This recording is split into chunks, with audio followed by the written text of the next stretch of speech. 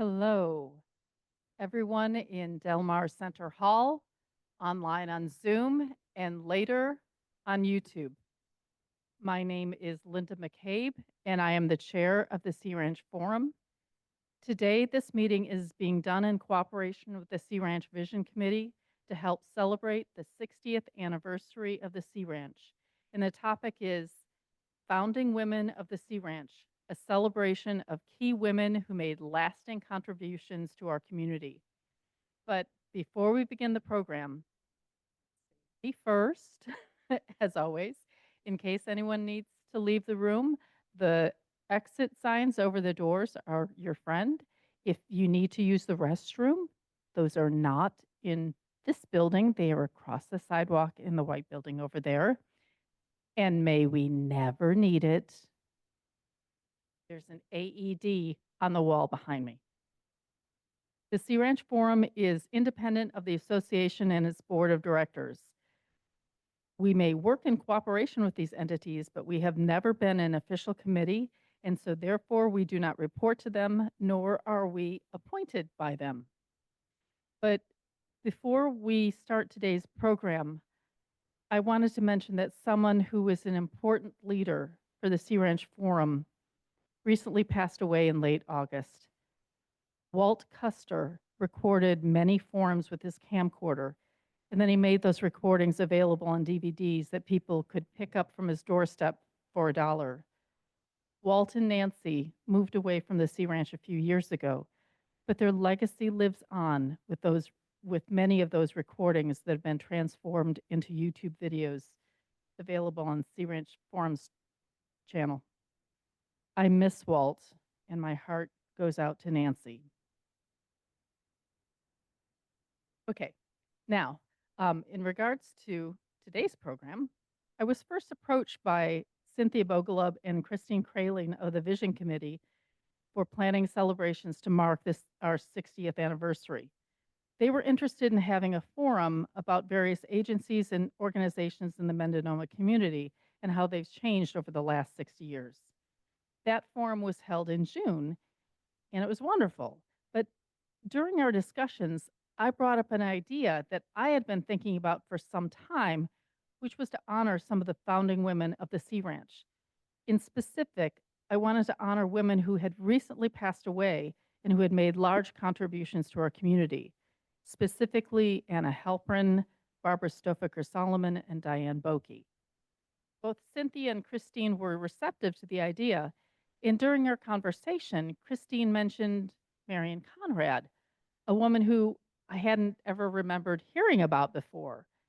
Marion Conrad was the marketing genius who helped get the idea of the development on this remote location into a reality and for us to become a world-renowned destination. The idea of honoring founding women began expanding, and I wanted to honor more women whose efforts have had lasting impacts on our community. In trying to set a time frame to focus our attention, I soon realized that it would need to be more than just the first 10 years.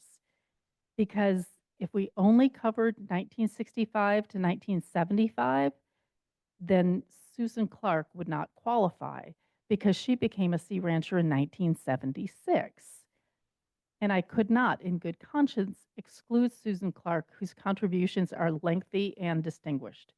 So the timeline became from 1965 to 1985. And this is an attempt to compile a list of accomplishments by women who either helped establish the Sea Ranch or women who were sea ranchers and helped us become a part of the fabric of the Mendonoma community.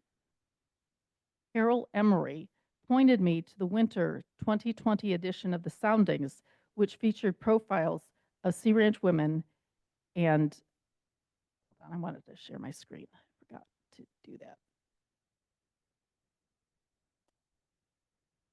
Of the 2020 edition of the Soundings, which features profiles of Sea Ranch women who had been honored with Sea Rancher of the Year's awards. That article had been done by the Archives Committee, and I wish to formally acknowledge Harry Lindstrom, Linda Kennedy, and the members of Archives Committee for putting their time and effort into chronicling the accomplishments of these women. that was a great starting point for me and their assistance in gathering historical information and pictures of the women. In going through the list of women in the article and the soundings, and in conversations with people, I realized that there were a couple of women who deserve to be on this list who have not been formally recognized by a board of directors with awards. In trying to tell this story, I quickly realized that rather than having a strict chronological framework, I will instead attempt to weave a narrative tapestry describing how these individual lives became interwoven in a fabric of our heritage and shared destiny. The list of 21 women is by no means comprehensive of all the women who deserve recognition, but it is a starting place. I welcome anyone to send me their recollections and photographs of these women and other women whose accomplishments are worth remembering from that time period, and I can add them to the Sea Ranch Forum's website. After my presentation is completed, I will welcome anyone to add their memories about these women or other notable women, either by those who are here in person in the Del Mar Center Hall or those online via Zoom. The first woman to be honored is Barbara Stauffacher Solomon. She is the one who created the Sea Ranch brand known as the Ram's Head logo. It is distinctive, memorable, and combines elements that define this unique sense of place. And until recently, I had only recognized the ram's head, but if you look closer, you can notice how she was influenced by crashing waves and seashells. Sheep, waves, and seashells are all intrinsically a part of the Sea Ranch. Barbara Stauffacher, known as Bobby to her friends, was hired by Al Boeke to be a creative force for the new property development. She had already been recognized by the American Institute of Graphic Artists with national awards for her design. Bobby designed the sales design brochure and established our official font as Helvetica. She saw Helvetica as a font that represented truth, honesty, and bringing great design to the masses. The idea was to get rid of adornment by rejecting the serif. It is the font you see today on our buildings, signage, and official documents. She also helped in the design of advertising pieces. Bobby was given charge of decorating the inside of the Moonraker Recreation Center locker rooms. Builder Matt Sylvia told her to make it happy, kid. She first had the interiors painted white, and then she created lines on the walls to mimic waves of the ocean. Two sign painters assisted her by painting primary colors, yellow, blue, and red, to the walls. The project was done in only 3 days. It helped define her career and became a cover story in Progressive Architecture magazine that coined the term supergraphics to describe this stuff. Her work for the Sea Ranch was also featured in Life magazine, Look magazine, and Elle. Bobby Stauffacher's work wouldn't have been featured in all of those publications had it not been due to the diligent and persistent work of Marion Conrad, who was our publicist extraordinaire. Publicists, by definition, toil in the background, and their accomplishments aren't normally recognized. It's as if their clients' renown is so self-evident that they didn't need to have a publicist. Sea Ranch definitely needed a publicist because of our remote location. We weren't going to be noticed unless there were undeniable forces beckoning people to come and check us out. It was only then that the genius of the architects, the architecture, and the starkly beautiful landscape helped make this development into the world-class destination it has become. One of Marion Conrad's major accomplishments was getting a front-page feature story published in the Wall Street Journal of Larry Halprin. This was printed on June 8, 1967, and it was the first time that a profile like that appeared on the front page. This feature piece elevated Larry Halprin's stature on the national stage as well as that of the Sea Ranch. Al Boeke once described Marion Conrad's contributions in this manner. If anyone was a sales manager, really, Marion was. Because she created, with the help of Bobby Stauffacher on graphics, she created pamphlets and all sorts of things, advertising in Bay Area papers and so forth. It was so compelling and so original and not a con act. The facts were present, the picture was present, it's informative, it's beautiful, it's honest and compelling. He also described Marion as the most charming and toughest master sergeant I've ever met, and I spent 3 years in the Army infantry in World War II. Her client list included Trader Vic's restaurants, Lawrence Halprin, the San Francisco Film Festival, the Actors Workshop, and the San Francisco Cancer Society. Her civic work included helping out the California Alliance for Peace, Big Sur Disaster, the NAACP Legal Defense Fund, and Restore Fort Ross. I only have this one photograph of Marion Conrad, but I wonder if she might be here at this party with Larry and Anna Halprin, Charles Moore, and Bobby Stauffacher. She's the one on the far right with the hair. Hairstyle is similar, and Marion moved in those social circles. Thayer Walker used to work for Marion Conrad by writing copy that she would punch up to entice coverage for Sea Ranch for national publications. He wrote a feature about her in the winter 2013 soundings, describing how Marion was the one who insisted that we should be known as the Sea Ranch and not just Sea Ranch. Marion felt that using the article the brought cachet and gave Sea Ranch distinction, made it lofty, grand, exalted, sublime. The Sea Ranch, she would argue, suggested something singular and special, separate from the mundane. And if you ever try to find Sea Ranch on the United States Postal Service website, you will not find it by simply typing in the words Sea Ranch. Only if you type in the Sea Ranch will you find our postal code of 95497. Unfortunately, Marion Conrad died unexpectedly in 1974. Her dear friend, Herb Cain, wrote this about her in his San Francisco Chronicle column. Quote, Marion was different, a vital part of a city that is diminished by her departure. Along with being a great wife, mother, and 3-star chef, she could organize a peace march, rally a protest, elect a senator, promote a restaurant, and work, or play all night and be ready for a couple of sets of tennis at dawn. Literally and metaphorically, a mover and a shaker.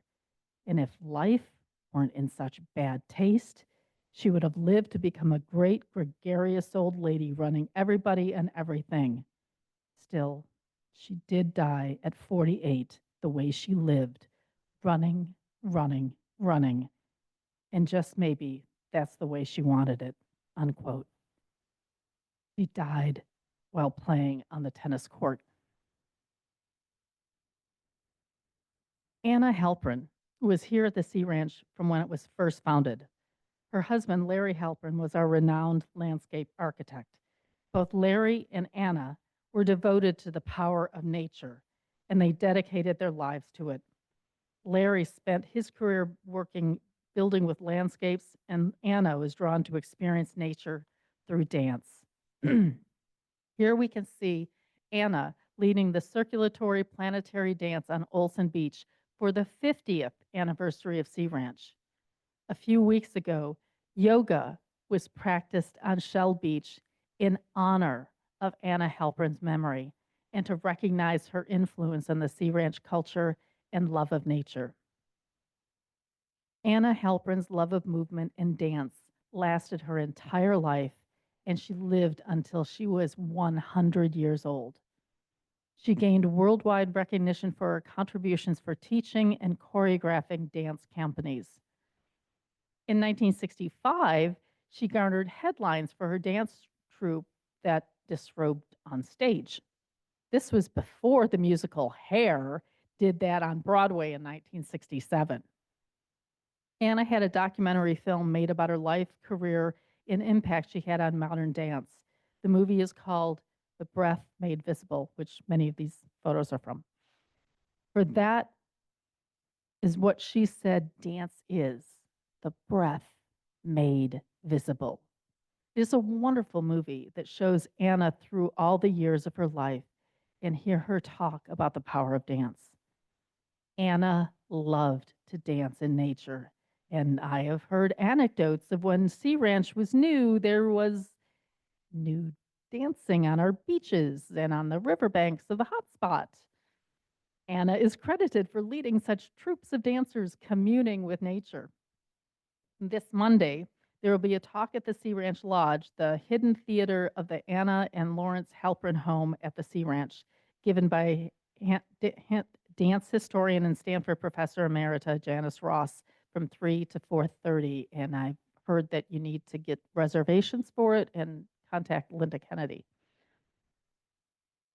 Speaking of which, as I was working with Linda Kennedy, chair of the Archives Committee, to perform research for this event, she asked if one of the women to be included was Mary Allen. That is a name that I did not remember hearing of before. Linda Kennedy then found 2 articles about her, one from the Independent Coast Observer in 1984, and an interview with her from the Soundings from 1987. Mary Allen was hired by Oceanic in 1970 to first serve as marketing media manager and later in 1973 as project manager until her retirement in 1987. For 17 years, Mary Allen worked in a leadership role to guide the Sea Ranch dream into a living community. Bill Platt opened his article in the Soundings with this editor's note. Probably no one has been more closely identified in Sea Ranchers' minds with the development of the ranch than Mary Allen. In the early years of the Sea Ranch project, over 150 people were involved. Many were employed to restore the overgrazed meadows, clear timber slash, duff, and other fire hazards. It was also a time when Oceanic and the Sea Ranch had to deal with the California Coastal Commission. Here's a quote from Mary. In 1973, there was a public meeting of the Coastal Commission at the Wallala Community Center. Present were all interested local entities. It was a frightening moment for the Coastal Commission and for the law enforcement people present because local people were intensely hostile towards the commissioners. Every time I heard booing and jeering from our side, I knew our cake was falling further. That's not the way to influence a public entity, but people were outraged. At least then, all the parties began to realize the struggle would be a long one.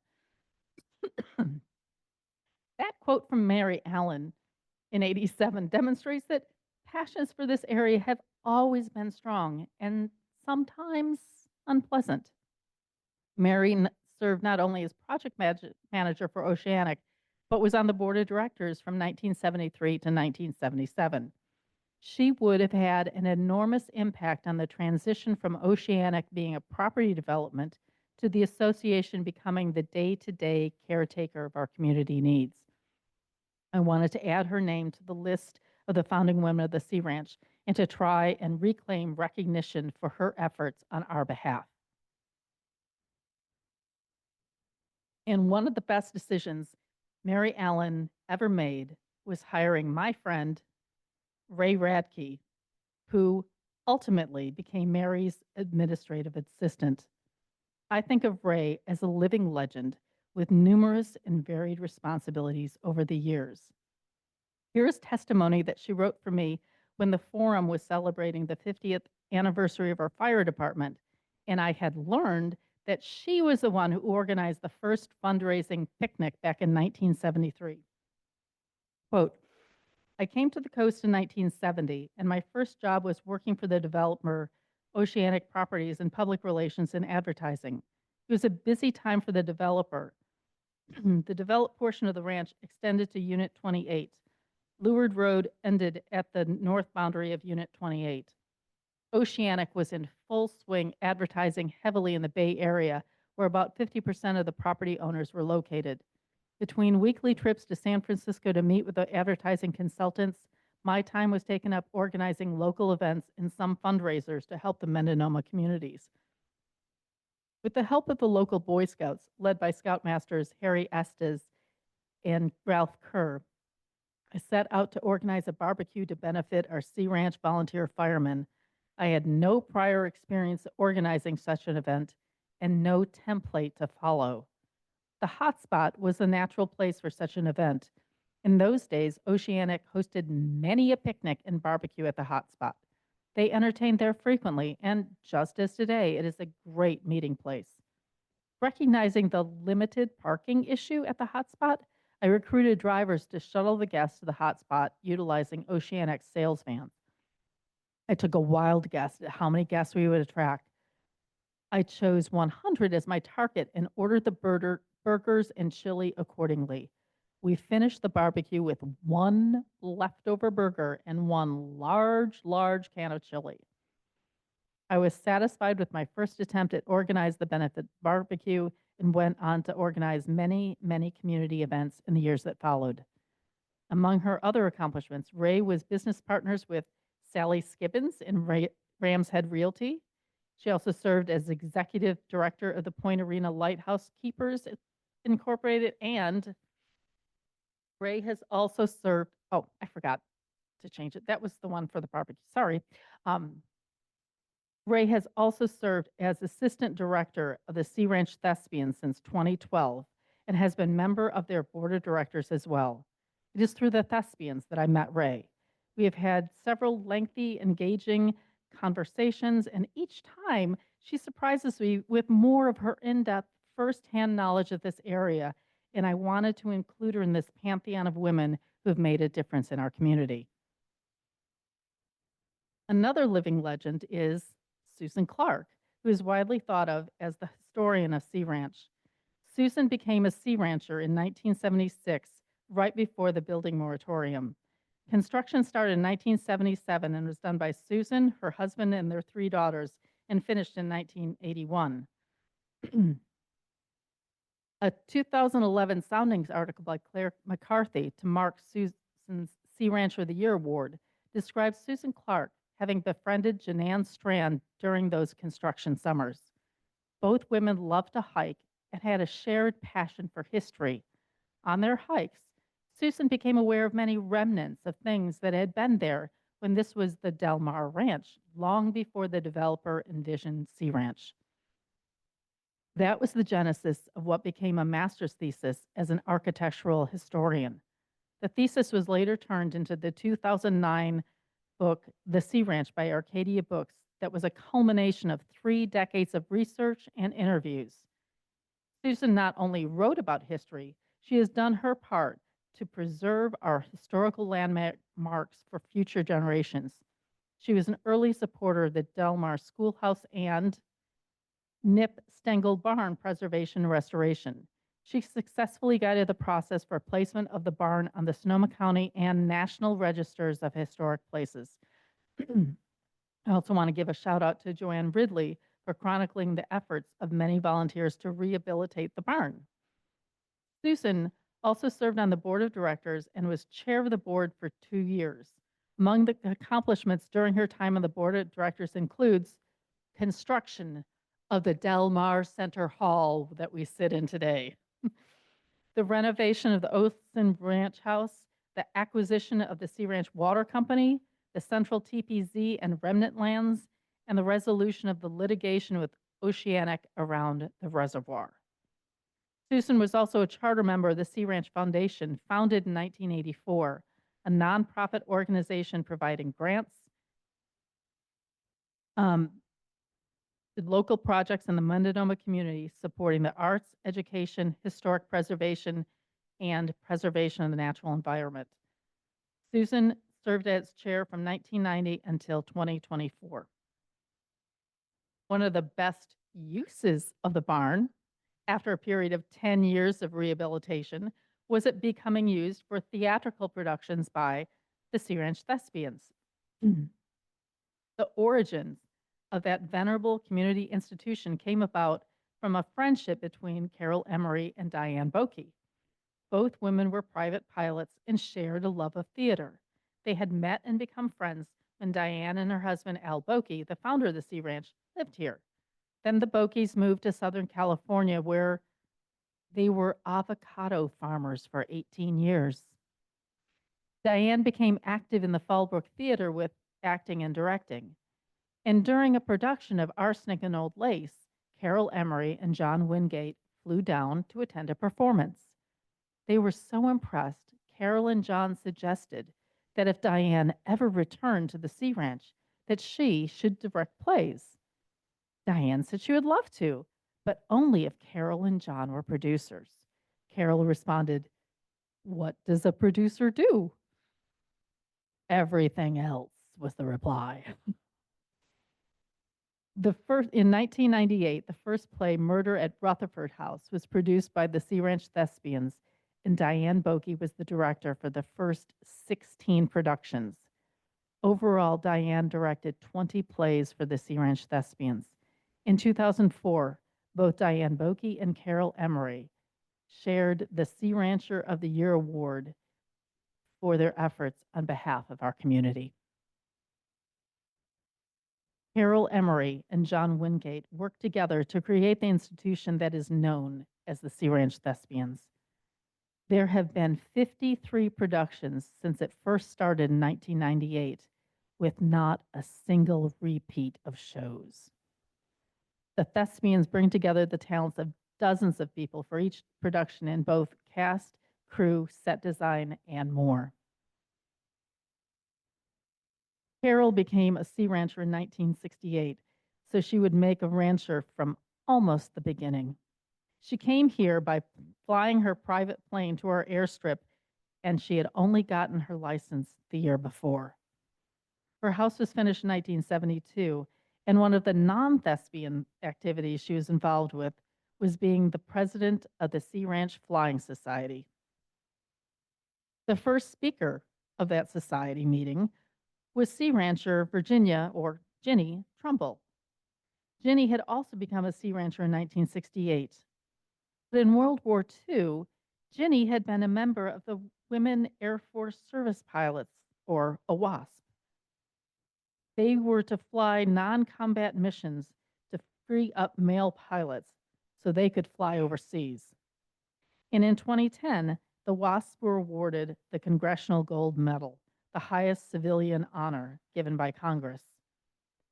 Her service to the Sea Ranch included being on numerous committees, including the Design Review Committee, the Recreation and Election Committees.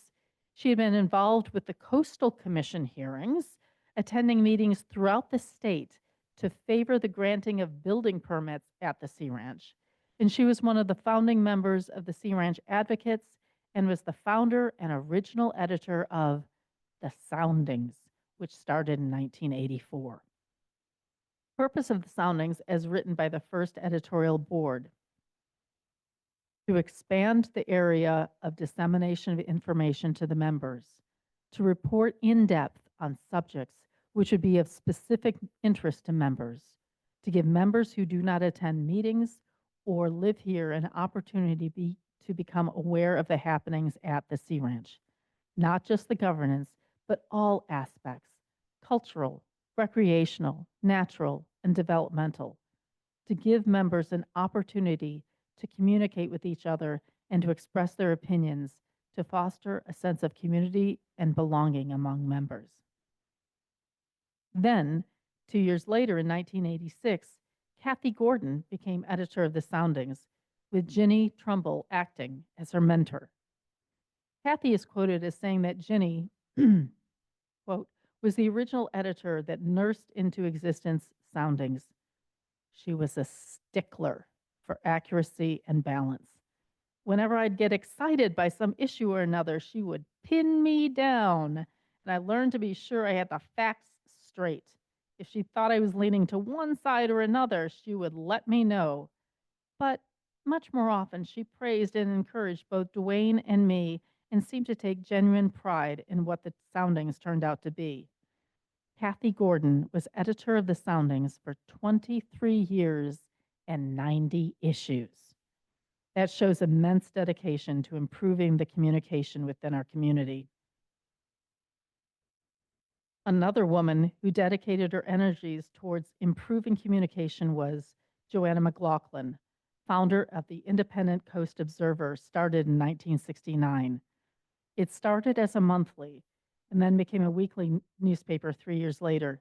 And this part really impresses me. She started the newspaper before her house in the Sea Ranch was finished. The first few editions were put together in her kitchen table in Palo Alto. Her son had hoped to be here today, but he had other obligations, so he gave me something to read by proxy. From J. Stephen McLaughlin, retired publisher of the Independent Coast Observer.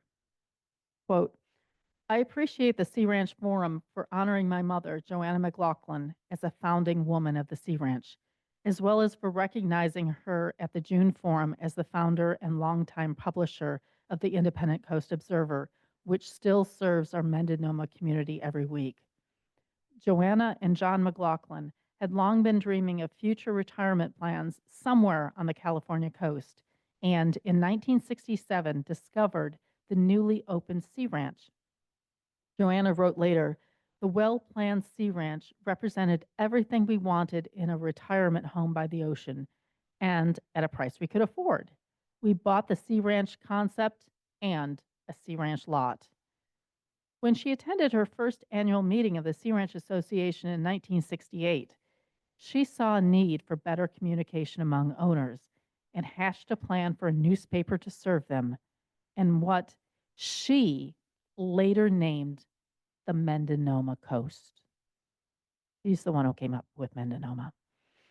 Though she had a full plate launching and publishing her newspaper, she was otherwise active in her chosen community, along with many of the other dynamic women on today's program. She served on the board of the nonprofit North Coast Institute and even tap danced with the Gingers.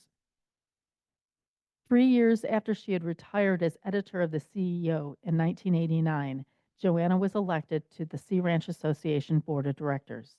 She advocated for the Sea Ranch to look outward, embracing its neighbors in both Sonoma and Mendocino counties, citing RCMS, Coast Life Support District, Wallala Arts, and other region-wide organizations.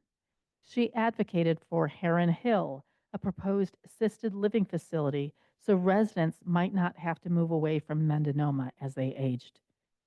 In a May 1992 letter to the editor to the ICO, fellow TSRA board member Susan M. Clark wrote, quote, throughout meetings that were often filled with controversy and strife, Joanna always approached the issues with a positive attitude.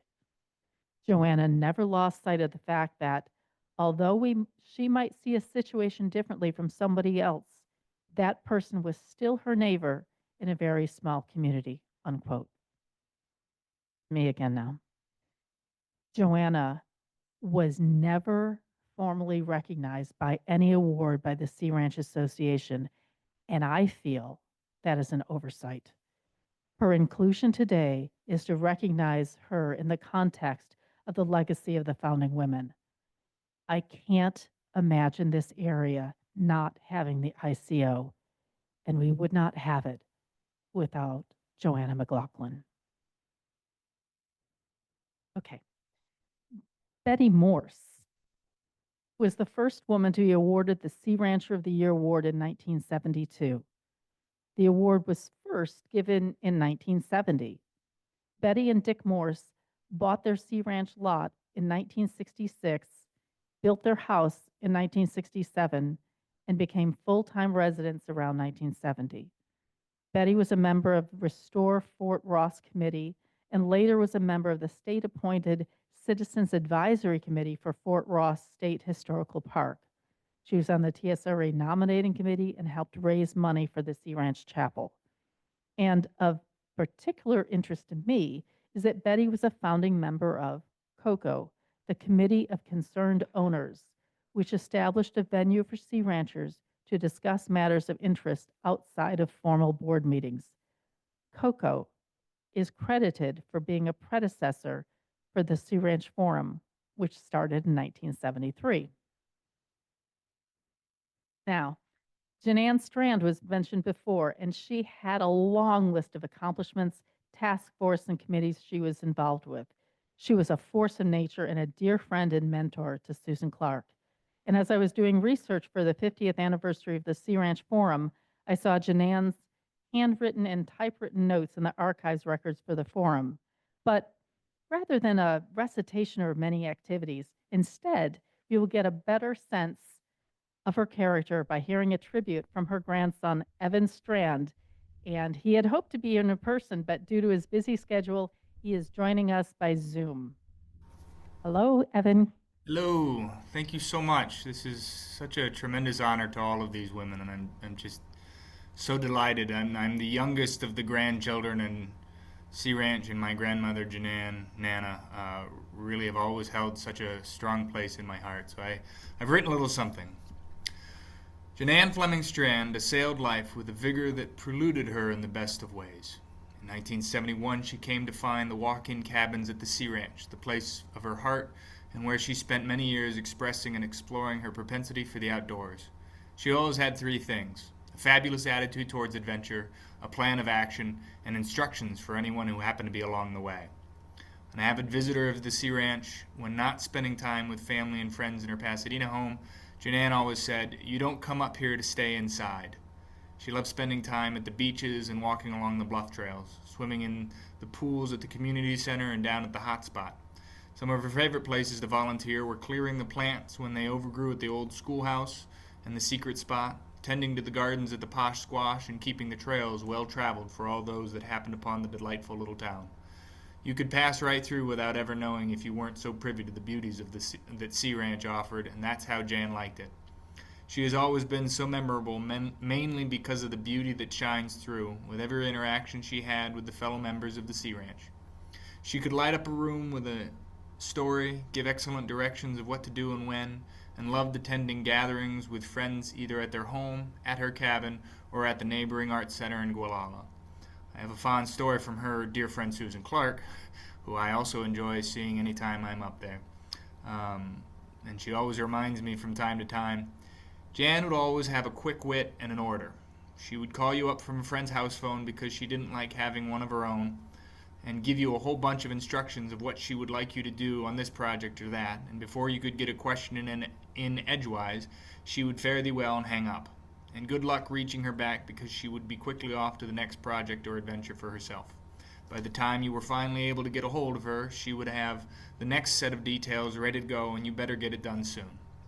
Jan was also very particularly proud of the cabin itself, designed by friend Obie Bowman, and since she was an architectural historian, the fact that the cabin had won design awards and more clearly displayed alongside her award for Sea Rancher of the Year for all to see. Now, I'm certain that there's a multitude of accolades and successes that I might be missing, and I hope that anyone that knows better than I will be able to fill in some of the gaps. However, I always love the thought, whether it's 100% true or not, that my grandmother had mapped 75% of the trails in Sea Ranch. I loved the idea that when I walked the trails, I could imagine her walking alongside me, walking staff in hand and bare whistle around the neck with a good pair of hiking boots so you won't get tired. From the cabin down to the hot spot, up and over the hills, down to the bluffs and weaving in and out of the shoreline to find seashells and rocks and life all around. Straight on through to the schoolhouse, One-Eyed Jack's, the old chapel, the golf course, and then out to the peninsula. There was no place in all of Sea Ranch I didn't find closeness to the woman that taught me to ride horses, showed me how to pack a good hearty lunch for halfway through your hike, and to appreciate so many of the little things adventure offers. We always had a good book to read at night by the fires in our little Franklin stove, and when the coals got just right, we made the best s'mores. I cannot tell you how many banana slugs and frogs I've collected over the years, thanks to her. Every time I come up to Sea Ranch and the cabin and smell the fresh air and find something to volunteer for and help out at, I think just how wonderful this whole place is because of her. What she put together with her tenacity and resilience to make this tiny piece of heaven for us all to enjoy. And the barn. We must never forget the giant, beautiful white barn that we would all spend so much time tending and volunteering to help out. I still remember seeing the pictures of her and all the other volunteers up on the wall. It's certainly the staple for me of knowing when the right place to turn up the drive to get to our home away from home. I'm so delighted to be able to join in on this honor for my grandmother Janann Strand and all the women here who put their life and soul into helping make this community, this land, an escape and an oasis for all that come to visit. My dear grandmother passed away in 2014 at the age of 92 in her Pasadena home, and I had the honor of brushing her hair. And up until the day she passed, speaking fondly of the Sea Ranch and remembering all the wonderful memories that she created, not just for herself, but for our entire family and so many people that enjoyed its charm.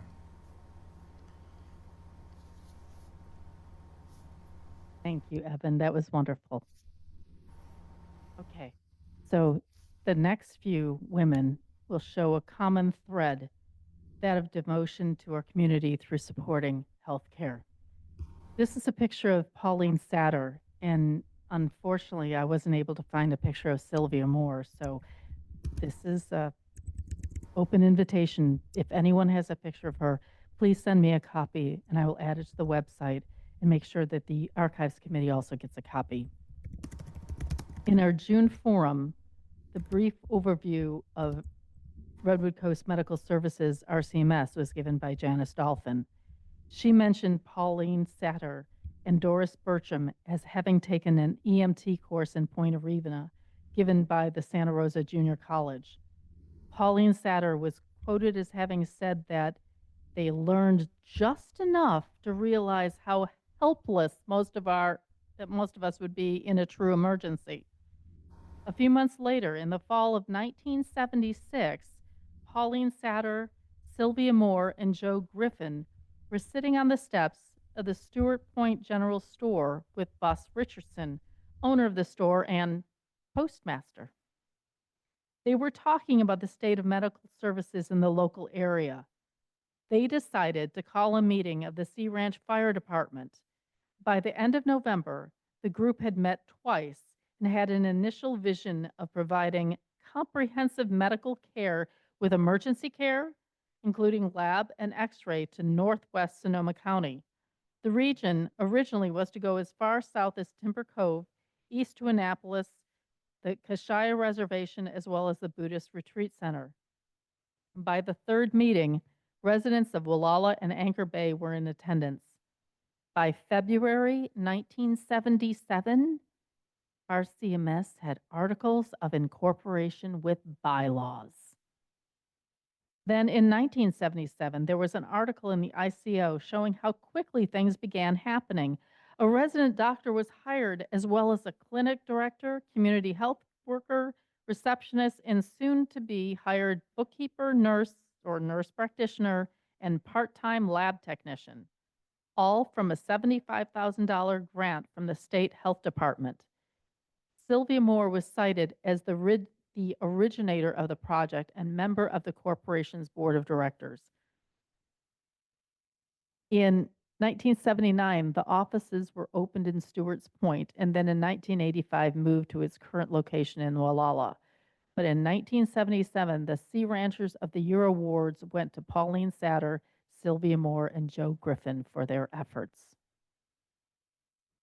In that same May 1977 ICO article, it mentioned Patricia Ditzler as being on the advisory board for RCMS. Patricia and her husband Lyle became Sea Ranchers in 1975, and they were able to build their home during a crack in the moratorium and moved into their house in early 1977. She felt that realizing personal satisfaction while becoming acquainted with the community was through volunteerism, and she said, "I stuck my nose into a lot of things." She organized a fundraising dinner for RCMS, and it sold out. This was in large part because they enlisted the culinary expertise of the nationally recognized San Francisco Bay Area chef and writer Paul Bertoli, brother of Dr. Tom Bertoli. Some of her other activities included being a docent at Fort Ross, being a member of the Posh Squash Garden, the quilting group, starting the Sea Ranch Library, She also thought yoga classes would be beneficial for our community, and she recruited Nancy Bryant to begin teaching classes. She initiated the Christmas Carol Sing, originally at the Activity Center, which was up at Verdant View, and she started the Tuesday night picnics at the hotspot. After attending her first TSRA Board of Directors meeting, Patricia came away thinking, such quarreling and contentious carryings on. Having worked with volunteers for so long in Maryland, she felt that anger and acrimony were not conducive to achieving an organization's goals.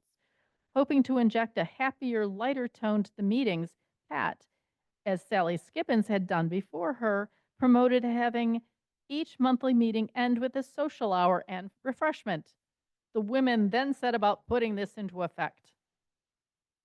Patricia was also very interested in the arts and was twice co-chair of Art in the Redwoods when it was held at the Wallala Community Center. She felt this was the perfect community for the arts, so we held many dinners to raise funds. Then there was Elaine Jacob. She bought a lot in 1974 and moved here full-time in 1983. She was passionate about art and earned her fine arts degree in industrial design from Wayne State University in Detroit. Elaine was a member of the board of directors for Wallala Arts and served on the planning, fundraising, and design committees for that board. Elaine was intimately involved through the whole process with the design and construction of the Wallala Arts Center that was completed in 1998. One story that she liked to tell was about the slate floor in the foyer. The design committee was going to go with a much smaller tile size. Elaine insisted that a larger 12 by 24 slate tile was to be used with the grand scale for the entrance. Her name is now on a plaque to the foyer to demonstrate the center's gratitude towards her, and she used to joke that her new name was Elaine Jacob Foyer. Elaine was not only a patron for the arts in Mendonoma, she was also a strong supporter of her alma mater. The Elaine L. Jacob Gallery, located in Wayne State University's signature building, Old Main, opened in 1997. The gallery hosts exhibitions of important national and international contemporary arts and supplements the Art Development Gallery as the second major art gallery for the university. And in 2007, she established Wayne State's Elaine L. Jacob Endowed Chair in the Visual Arts, a fund which supports nationally prominent faculty members in Wayne State's James Pearson Duffy Department of Art and Art History. After the Wallala Arts Center construction was completed, Elaine turned her attention and energy to fundraising for RCMS. She joined their board of directors and helped put together the group that offered the initial challenge grant. Then in 2001, in an unprecedented show of support and generosity, Elaine Jacob donated the gallery center building and property on Highway 1 in Wallala to Redwood Coast Medical Services. It has since been renamed in her honor to being the Elaine Jacob Center, also known to those who work for RCMS as the EJC. Please think of this wonderful humanitarian the next time you are driving north in Wallala or stop in the Wallala Arts Center. Elaine Jacob has also never been given any official award or recognition by our board of directors. I feel that her many contributions to our community merit inclusion in the list of founding women of Sea Ranch. Now, Dr. Rae Hudspeth originally came to Sea Ranch in the early 70s on vacation, but she didn't buy until 1981. At the time, she was working as an obstetrician gynecologist in private practice in Detroit, and I saw in the notes in the archives that Rae had been friends with none other than Elaine Jacob back in Michigan, because of course they were. In 1984, Rae retired from practicing medicine, but she was still devoted to public health and welfare. After moving full-time to the Sea Ranch, She served on the RCMS Board of Directors from 1996 to 2003 and was chair from 1996 to 8. And she would have been on the board, the RCMS board, with her friend Elaine Jacob, and I'm just guessing here, may have helped recruit her to being on the board. Rae's service to the Sea Ranch included working on the Utilities Committee, the Trails Committee, Project Review Committee, as well as the Heron Hill Project Committee, which tried to develop a way to construct senior housing units for sea ranchers on the remnant land. She was also on the Sea Ranch Board of Directors from 1992 to 4 and chair during 1993 to 4. Another passion she had was birding. Rae Hudspeth started the annual Christmas bird count in 1997. Her many contributions to her community led to her being named Sea Rancher of the Year in 2003. Sally Skibbins is considered to be one of the original sea ranchers. She and her husband Jer bought their lot in 1970. They built soon after buying their lot, and once Sally moved here, she became heavily involved in our community, including becoming one of the first docents for the local tide pools, becoming an edible mushroom expert. She coordinated a friendly meals program for neighbors who were ailing and needed meals brought to them. And she helped start the Posh Squash Garden in 1975. Back then, there wasn't a farmer's market, and buying good vegetables at the local market wasn't like it is today. And trying to have your own vegetable garden at Sea Ranch wasn't easy because our design committee dislikes fences. And we have deer and rabbits like to graze on everything. For more history about the Posh Squash Garden, please watch the video of the forum held in August to celebrate the 50th anniversary of the founding of that community garden. Sally also served on the Sea Ranch Association Board of Directors and later was on Board Watch to try and ensure that those on the board stayed true to foundational values. She was also co-owner of Rams Head Realty with Rae Radtkey. And in 1982, Sally and her husband, Jer Skibbins, were given Sea Rancher of the Year award. And in 1998, she was honored with the Community Service Award from RCMS. Millie Davis was another original Sea Rancher, as she and her husband, Jeff Davis, bought their lot in 1968. At the time, they were living and working in Sacramento. In those days, the board of directors usually met at 10 on a Saturday morning. Millie and Jeff would leave their house in Sacramento at 5 a.m. to attend the meetings. After the meeting, they would drive their van up to their lot and have a picnic. Often they would drive back to Sacramento the same day, sometimes arriving home late at night. In the Soundings write-up after their 1990 win as Sea Ranchers of the Year, it said that Millie had attended every single Sea Ranch board meeting and that Jeff had missed only one when he was hospitalized. They were seen as ubiquitous by being in the association office, collating the bulletin, stuffing envelopes, co-chairing the election committee, being members of the Posh Squash Garden, volunteering for the Wallala Arts Center, St. Paul's Community United Methodist Church in Point Arena. And she was also a volunteer with the fire department's rescue unit and once rappelled down a cliff while she was in her 70s. And this is according to her niece, Mary Hill. Millie was quoted in 1990 in the Soundings as saying, quote, "We had more volunteers years ago, too. Now the board is going more for professionals. Years ago, if the board needed, say, legal advice, they'd go to some of the lawyers on the ranch and they'd figure something out. Now we hire outside lawyers. And even though the membership is smaller then, more people came to the meetings. Now it seems that people won't attend unless there is one particular controversial issue, the timber purchase, bike trail, or something like that. People seem to be single issue oriented," unquote.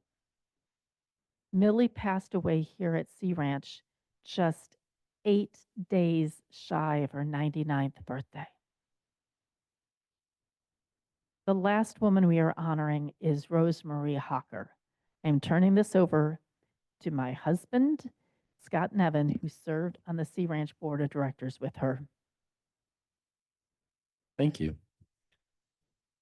So, yeah, Linda asked me to say something about Rosemarie for this presentation, and I have to say I really don't feel worthy to be able to properly represent the spirit of Rosemarie. I'm sure there are others who could do a better job than I, but here we are. Rosemarie and I served for 2 years together on the board from 2003 to 2005, and checking my calendar, that was 20 years ago. As a board member, I remember Rosemarie as someone that spent more time listening than talking. And that's important to know about Rosemarie. She valued everyone's input, from younger people like me or to more experienced, but it did not matter to Rosemarie. Several times she approached me privately for background information on topics coming from the board. And at the time, Linda and I were 40, just what I considered as youngsters getting involved at the Sea Ranch. This was a unique experience for me, as having somebody my parents' age coming to me for my input. Rosemarie even sought out Linda for advice on her first candidate statement. Now, Rosemarie didn't come from a high-flying career in law or finance. She was a common-sense school teacher and principal. One of my favorite Rosemarie sayings came around budget time. It was a reminder to all of us that we were deciding how to spend other people's money. You can't get any more fundamental than that, can you? With Rosemarie, there was no ego. She wanted everybody at the table to make the best decision for the community. The Sea Ranch has a Community Spirit Award, and it is really the Rosemarie Hocker Community Spirit Award. That award was created in 2011, the year that Rosemarie passed away after a 3-year bout with cancer. The award recognizes fellow Sea Ranchers for volunteer efforts on the Sea Ranch and the greater coastal community. In my opinion, Rosemarie set the bar really damned high for us. Here's an abridged version of her service to the coast. The list is a lot longer, believe me. Sea Ranch Trails Committee, Chair and Vice Chair. Sea Ranch Election Committee, Chair. Sea Ranch Communications Committee, Secretary. Del Mar Olson Ranch Center Garden Committee. Posh Squash, Sea Ranch CCNR's Task Force member. Sea Ranch Fire Safety Task Force. Sea Ranch Board of Directors, 2 terms. Sea Ranch Volunteer Fire Department Picnic Co-Chair. Guala Arts Center Volunteer. Gualala River Watershed Council, Redwood Coast Education Foundation Chair, Redwood Coast Land Conservancy, Horicon School PTSA, Kashaya School Volunteer, Shamley Hospice Respite Volunteer, South Coast Seniors, Annapolis Historical Society. That was in 12 years. So yeah, the bar got set high. So I have to say it was an honor and privilege to serve with Rosemarie. The Sea Ranch in the greater coastal community, either side of the river, is a much better place because of Rosemarie. And in closing, the best thing that we can do as Sea Ranchers is try to live up to her ideals of service to the community. And all I have to say is we miss you, Rose. Thank you, sweetheart. Now I'd like to open this up and encourage audience participation.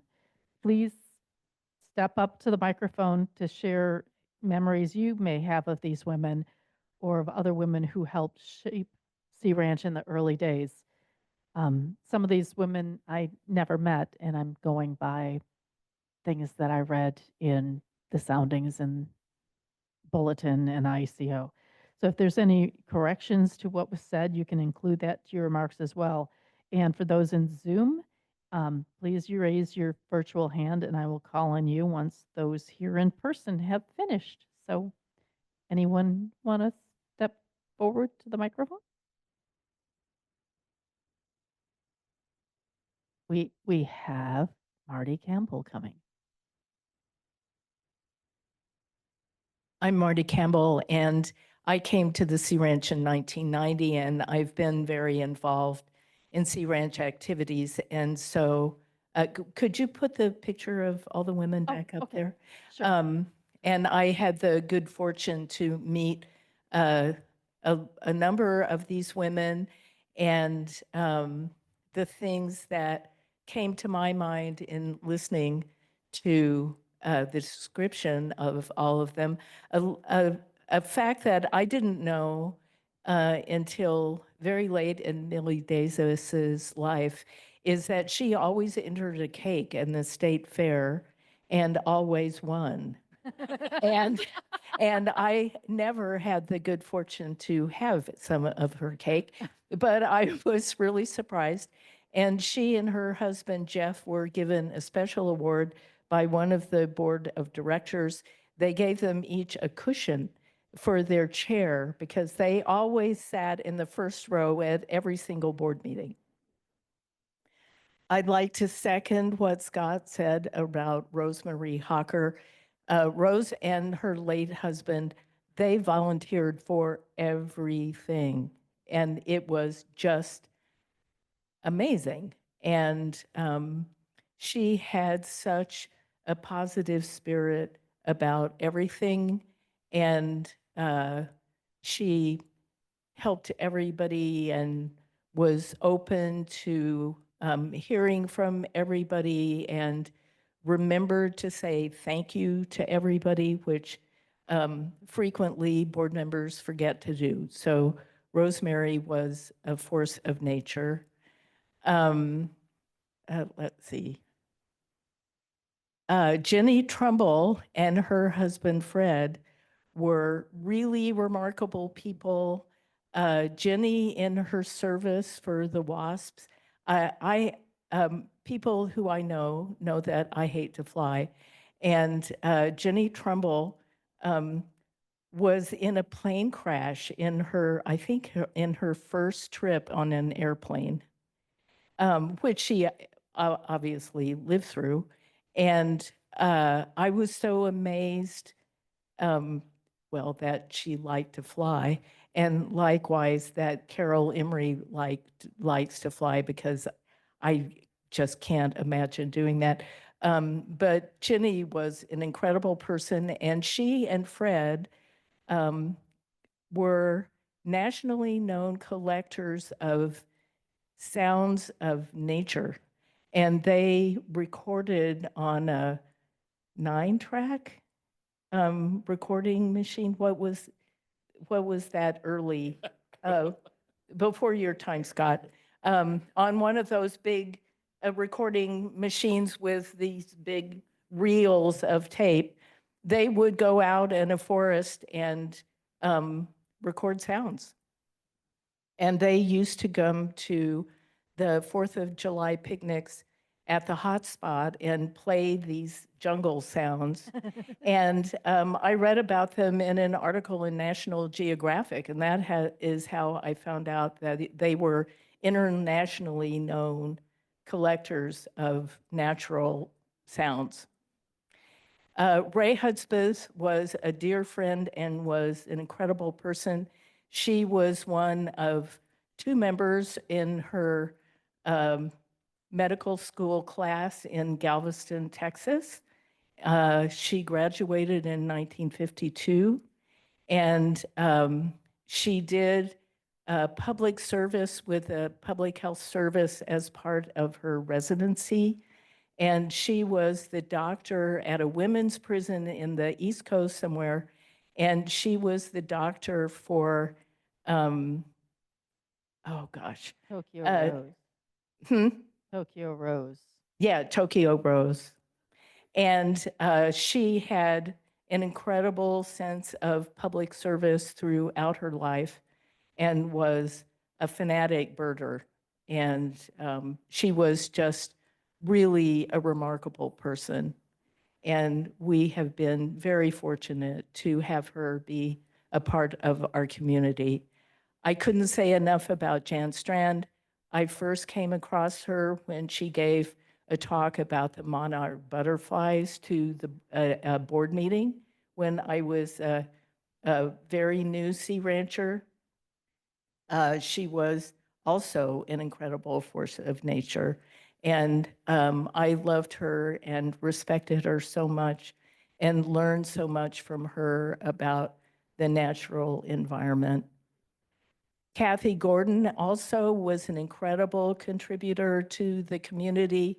She did a fabulous job of being editor of the Soundings and ensuring that topical projects were always described in the Soundings in a very accurate and readable way.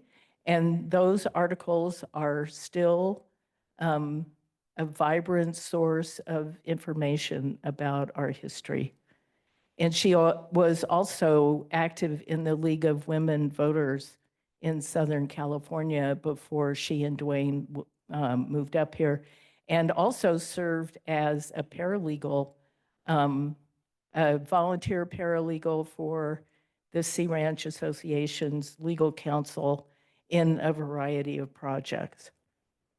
And Carol Emory is also an incredible person, as we all know.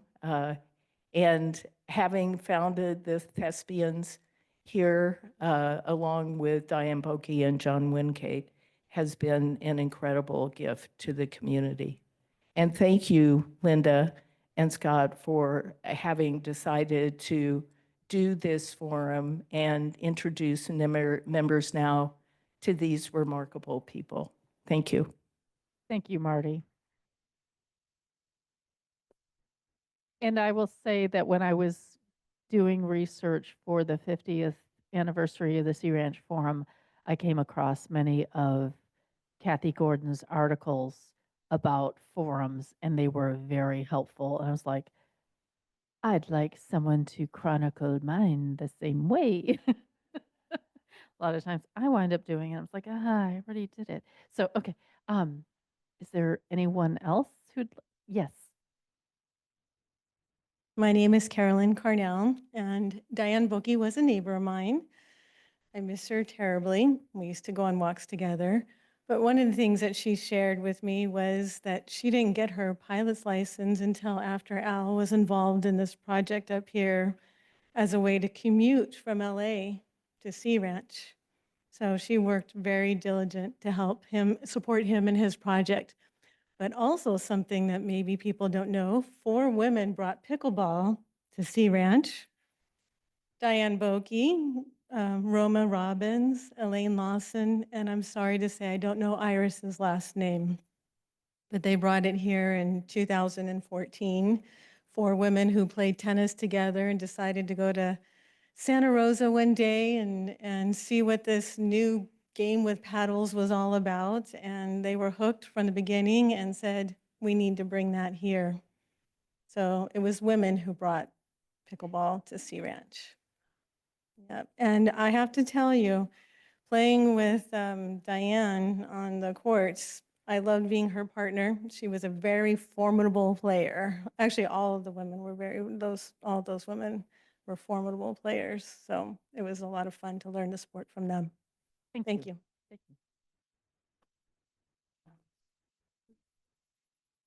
you. Next. Come on, Carolyn. Do you still want this up, or can I? Up to you. Well, okay, because I had. Okay, then. Yeah. Okay, as opposed to having the camera on you. Okay, so okay. I want to say a couple. This is Carolyn Andre. Oh, I'm sorry. Okay. This is Carolyn Andre too. I want to say a couple things about some of the names I've heard here today. One is about Janann Strand, who I did not know, and I'm calling her Jan because Susan Clark, my friend, always called her Jan and has said just wonderful things about her, and how Susan moved here, I think, in 1976. And Jan was always out on the bluff walking back and forth past her house because Susan had the last house at the time on the north side of the Sea Ranch. And they became very good friends. And she loved her for years. And I know she died in 2014, and that was a big loss. So I've heard about her for a long time. Elaine Jacob, I did know through her partner, Linda, and she was really a wonderful woman. She did a lot of good up here, but she was also just a great person. And it turned out we knew some of the same people in the past, and I love it when people feel the same way about some people as I do. But she was great. Kathi Gordon, I didn't work with except through Coastal Seniors with some articles. And I thought she was fun and fair and smart and a really good woman. And Susan Clark is a friend of mine. And I wanted to say a couple things about her. One was the thing about Jan, but also Susan, I don't think you said, Linda, that she had been honored 3 times, I think, by the Sea Ranch for various work that she did. She received a design award for the stabilization of Del Mar. That was after, I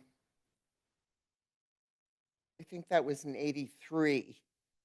And she did things like new watertight windows, repaired siding, the foundation, etc.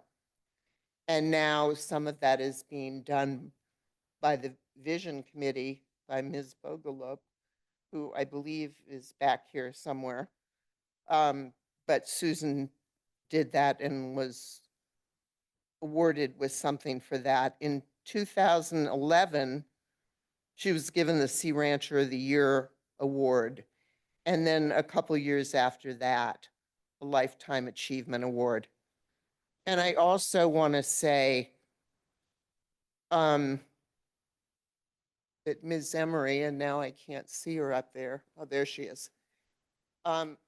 I really appreciate that she's still here doing plays for many of us to enjoy, and she's a terrific asset in this community.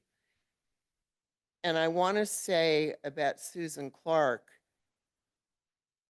and I sort of feel like I should be facing, but I won't. You can try to turn the thing around, but use the microphone. Yeah. It's on rollers. Oh. I just don't want to be facing Susan while I say this, and she's not here, so it's a lot more comfortable. Okay. You know, Susan's been here since, actually, she bought her house or her property before she built the house in 1975. We didn't get here till 2006, I think, maybe 7. But still, I heard the same stories about the old timers. And by that, I mean some of the founders and the people who built the Sea Ranch. And some of their sexual mores. Now, this was in the 60s. And, you know, it's a lot later now. But I am still in awe of Susan Clark's ability to socialize, as well as to always have a long-term boyfriend. And I wonder occasionally what, if anything, she learned from that. Thank you.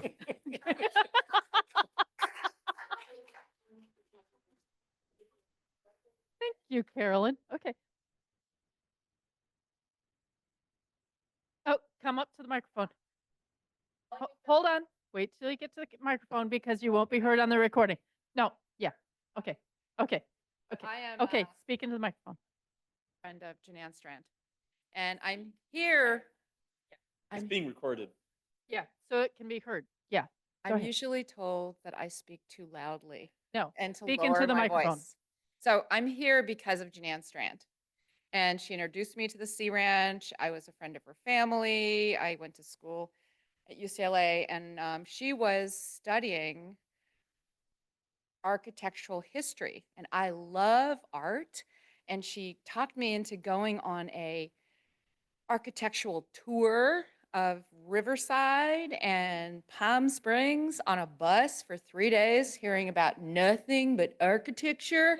And I feel like I love architecture, but there's more in the world than that.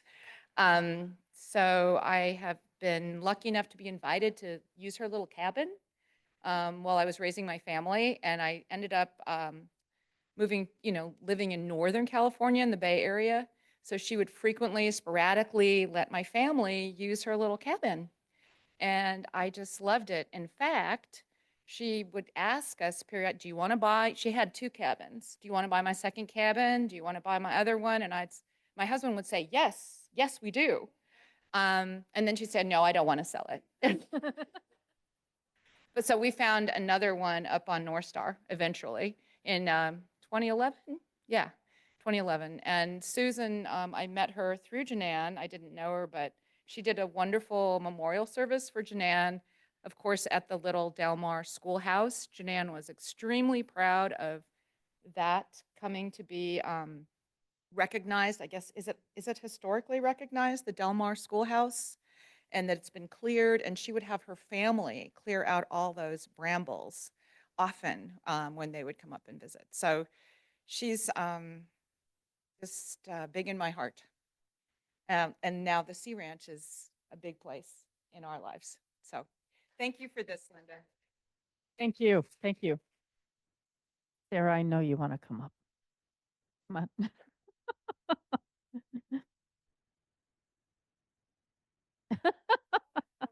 Speak from your heart. Yeah. I mean, I think Carolyn mentioned the things that I think I would have said about, The microphone. sorry. Carolyn mentioned the things that I think I would have spoken about Diane in terms of her getting her pilot's license and also bringing pickleball to Sea Ranch. I got to know her after she was done playing pickleball, but she really enjoyed coming and even just coming and watching the rest of us play. So she just was a really special person. She was in theater way back when they were in Hawaii. So she had been with, who was it in, South Pacific, Mitzi Gaynor. So I guess she was in there and the director told her something like, cool it, Diane, because she was upstaging Mitzi Gaynor. So she had a lot of theater background, but I got to know her sort of towards the end. I was just helping her with some technology things and going for walks, and just a really, really special person. And then Susan Clark's just been such a delight to get to know as well. When we talked, she's like, do you know about the secret spot? And so it's by the Del Mar house and down there, and there used to be a spool there, and hopefully they'll put something back again. But we've gone and had picnics there, and I just love her sense of adventure and doing things. And I also just want to say thank you so much for putting this together, Linda. It was absolutely just delightful, and all the people that shared comments. I mean, it's really, really, really special, and I'm going to encourage a lot of people to take a look at it. So thank you. Thank you. So now I'm going to spotlight Cynthia Gorman and ask her to unmute herself because she's got her hand raised. She wants to add something. We still can't hear you. I'm unmuted. Okay, hi.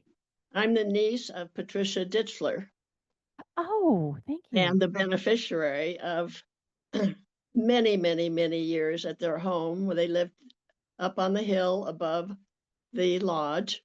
And my family and her family, cousins, aunts, everyone had so many good years because of their life at Sea Ranch. They moved there in 1975. And she was one of those quiet people who were in the background of so many of the activities that you listed that many of the other ladies later became so involved with. But she was there at the beginning of most of those, especially interested in the arts.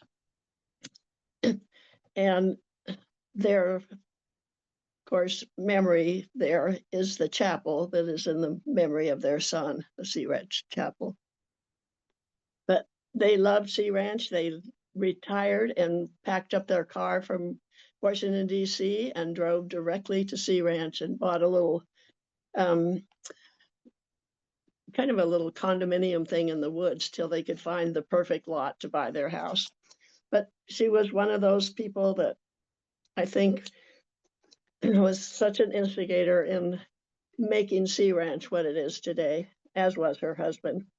So thank you for doing this. It was very interesting. There are people there who know my aunt because she seemed to get involved with so many of the activities. But I can remember when the garden started, going up there to weed.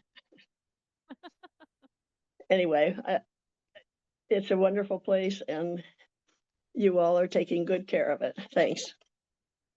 Thank you for sharing your memories, Cynthia.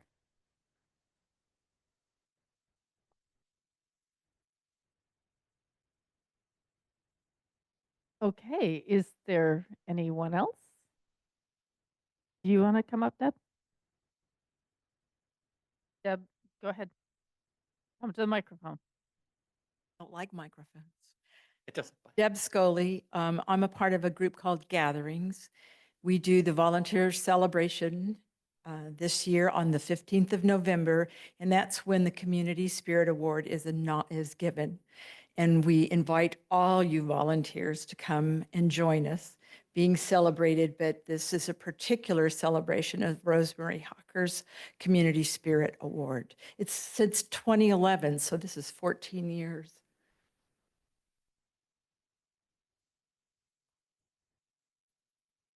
Thank you, Deb. So I also want to invite anyone to send me photographs of these remarkable women, and I will add it to the forum's website. And I wanted to say that my research was greatly assisted by the Archives Committee, as well as the writings of Rob Elder, Jackie Bass, Samira Buabana, and Angela Tillman Spiridino for Hall of Femmes, Barbara Stauffacher Solomon, Allison Eisenberg, her book Designing San Francisco Art, Land, and Urban Renewal in the City by the Bay, as well as the Soundings, the Bulletin, the Independent Coast Observer, and the website of the Sea Ranch Foundation. So is there anyone else wants to speak? Oh, come on, Jim.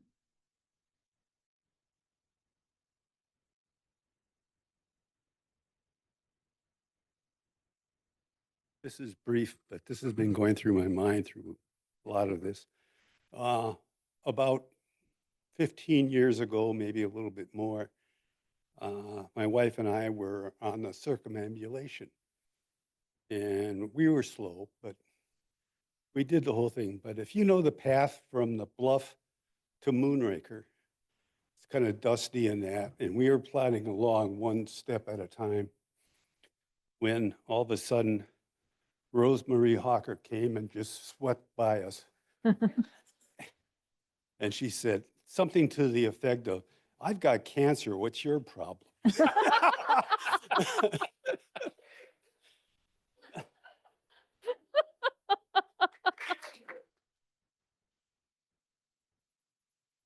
Okay.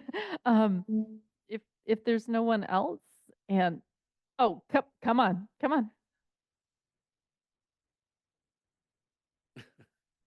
Jim, that made me think, after Bob Hocker died, several years before Rosemarie did, she took up riding on a motorcycle. Okay.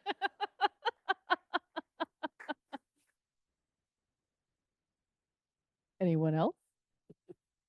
Okay, so next Saturday, the Sea Ranch Forum, in partnership with Sea Ranch Archives Committee, will be holding a forum remembering Matt Sylvia, who is the original builder on the Sea Ranch. It will start at 3 p.m. here in the Del Mar Center Hall and also over Zoom. And if there's any other comments that people want to share about any of these women, you send them to me at the Sea Ranch Forum at gmail.com, and I will try to add that to the webpage. So I want to thank everyone for attending, and as is our tradition, we want to help the facility and resources crew by putting away the chairs. Thank you.